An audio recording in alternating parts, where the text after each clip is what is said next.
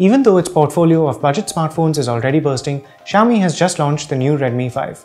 There are 3 variants of this new phone to replace the popular Redmi 4, and all of them seem to have attractive prices. Let's find out what's new and whether these phones are now your best budget options. Before we get started, make sure to subscribe to our channel and hit the bell icon to be notified of all our new videos.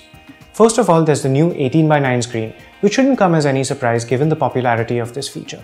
However, don't expect a completely borderless look because there's still a noticeable frame around the screen. From the back, this phone looks a lot like the recently launched Redmi Note 5 with its camera, flash and fingerprint sensor lined up down the center. The Redmi 5 is easy to hold and use, and thankfully the body doesn't pick up smudges and fingerprints too easily. It's slightly heavy but not too uncomfortable. The body is mostly plastic with a metal plate stretching across the back. Construction quality is excellent and you wouldn't necessarily think this was a low-cost phone when looking at it. The protruding camera lens is the only thing that feels a bit rough. The power and volume buttons on the right are easy to reach.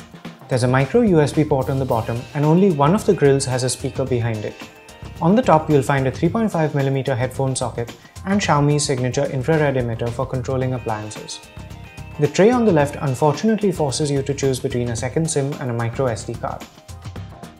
On the inside, there's a fairly powerful Qualcomm Snapdragon 450 processor, which gives this phone an advantage at its price level. The base variant has 2GB of RAM and 16GB of storage, while the next step up gives you 3GB of RAM and 32GB of storage. The highest end variant has 4GB of RAM and 64GB of storage.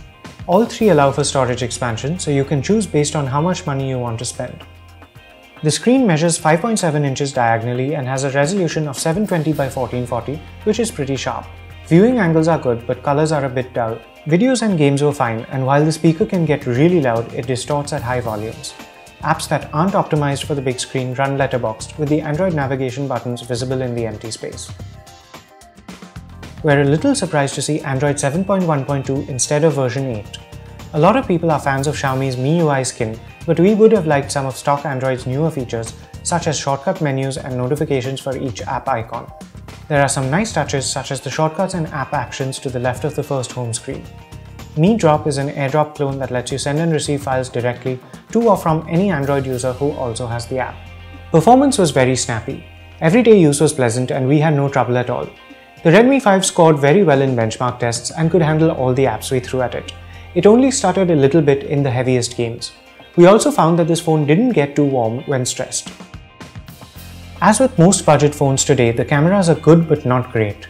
Shots look better on the phone than on a big screen, and details are lacking when you zoom into full size. Even photos taken in bright sunlight were dull and had slight grain. We got some nice depth effects with macro shots, but anything in motion caused a lot of blurring.